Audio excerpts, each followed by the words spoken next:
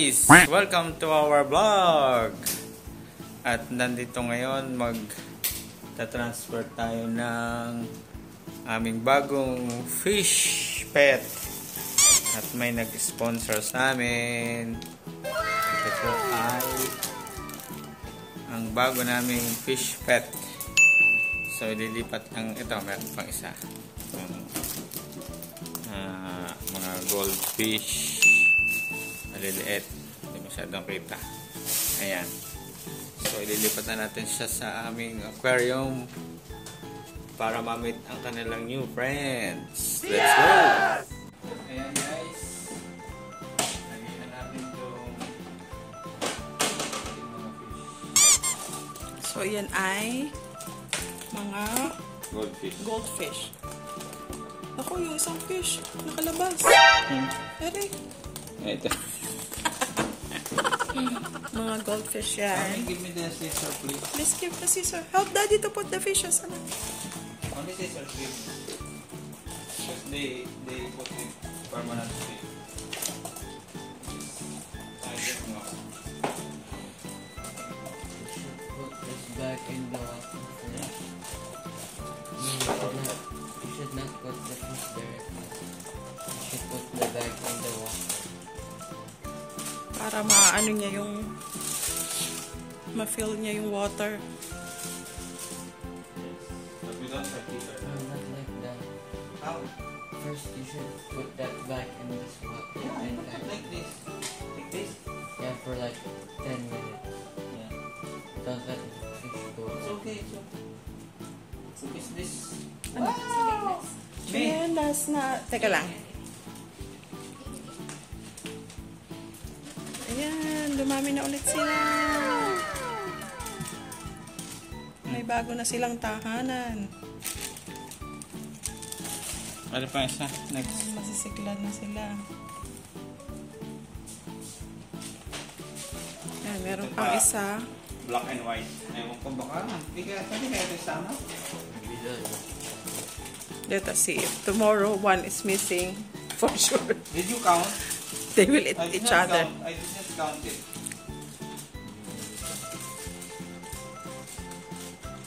The black and white. And I still identify my favorite. So this. Let us see. Dumami na sila. Dumami na. Masisigla na ulit. So ayan guys. Nilagay na namin yung mga bagong fish na bigay ang aming pamangkin. Bubuksan natin ang bubbles. Wow. So ingay. Yan. Welcome friends, new friends. At syempre guys, bukod sa mga fish, binigyan din kami ng ito po ay spring lahat. Yan, meron din po yung mga colored stones or rocks. Small rocks. Ayan. Ito yung mga colored stone and rocks. Enough na to para sa aming aquarium. Dalawang plastic bag siya. So, ilalagay ko na lang ito bukas siguro kasi medyo gabi na 12 minutes. Oh no! Dito, past 12 na. So, bukas na lang namin ilalagay. Continuation ng aming vlog. At ayan guys, lalagyan muna ng feeds. Kasi marami na sila. Ayan, pwede na yan. Nilagyan ni mami ng feeds. Saka pinagana namin ang pump para sa bubbles. Kasi naobserbahan namin pag walang mga bubbles na ganyan, madali silang mamatay.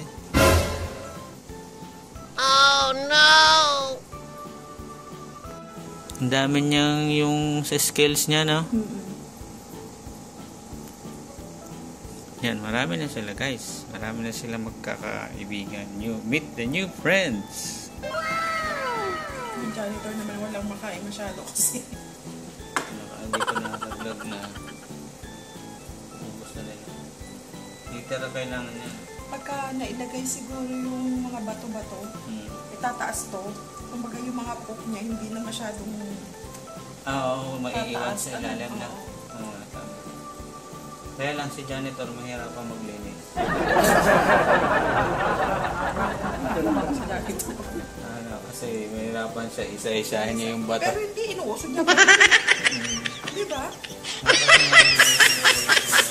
Kasi Yung mga bato-bato, Ayan. meron tayong matawag yan. ibang color ng mga bato yan. Yes. Ah, kita ba? Okay. Yan, iba-ibang kulay yung bato. Ano yan? Ilagay Free. natin sa bukas. Pati ito yung aquarium guys, free to.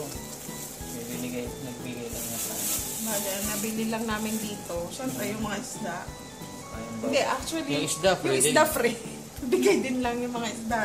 Tapos Nabili lang namin dito yung bubbles. bubbles, pang bubbles. Tapos meron siya dating hika na sira na basag. Ano sabi ni Aranda sa kung sa'yo? Hindi, baka daw nakaangat dito. Sa tubig. Sabi hindi, laging nga puno yun. At hello guys, mga guys. Lahat ng guys. Yan, nalagay na namin yung matrabahong pebbles. Yung binigay sa amin ni Miss TMB.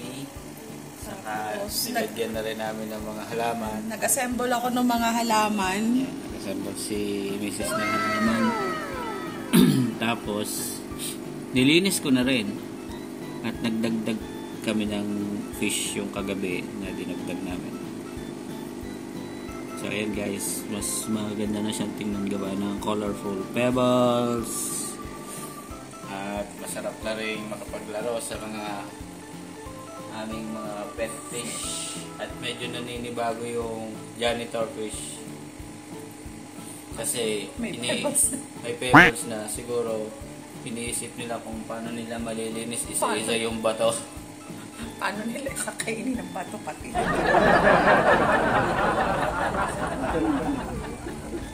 Basta. Hindi ba ikaw may alam yan? Basta Bamboo. yan, bamboo shoot.